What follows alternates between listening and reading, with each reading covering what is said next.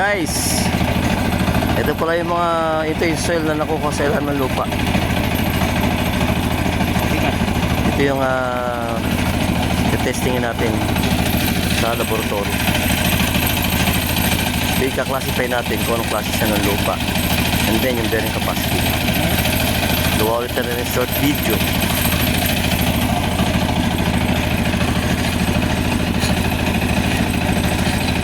Shout out pala dyan sa Team Bulabog, yung aking mga kasamahan dyan sa Team Bulabog na napakasigasig, mababait pagtulog.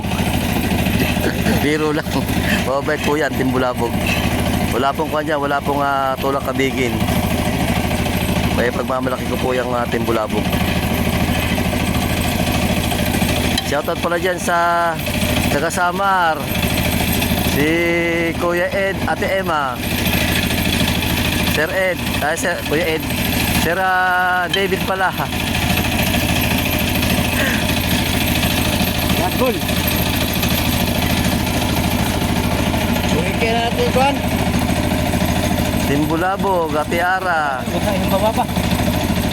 Ate Wingkay, Ate Libra, Ate Ruby, Ate Estrelita, Mga babaon. Ate Lovely, Ate Scarlight, dami na pala. Kuya Bong, Kuya Tolitz, Kuya Anthony Bunso, Kuya Celso, Buddy Ramil. Pinagtatawanan po ako dito na aking mga kasamahan, at ako dahil kung ano yung mga pinagsasabi ko. Ito po pala yung samples. Ito po yung butas po namin, borehole 3. Ito po yung area po ito, is water treatment plant. Ito po mismo siya.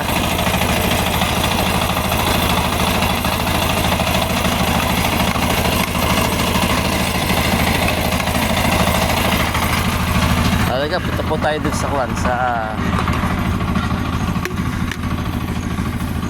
Sake na area. Ito po yung gagawin po ng slope protection. Madamo po dito, kaya konting ingat po, baka may ahas. Ayan po, samahan niyo po ako para libutin natin ang project ng NDC, ng National Development Corporation for Site Development Works.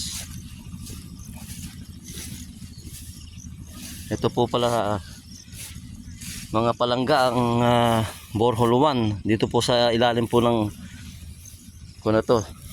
Medyo matarik-tarik po ng konti ito. Yan po. Pero pipilitin po nating makarating po dun sa baba para po dun sa satisfaction ng ating client. Yan po kayo magbubutas sa baba na yan. Ito po, yan pong area na yan sa FCI po yan, sa First Industrial Cavite, sa First Cavite Industrial area po yan. Bali po ito yung property line po halos nila, ang laki po ng area na yan.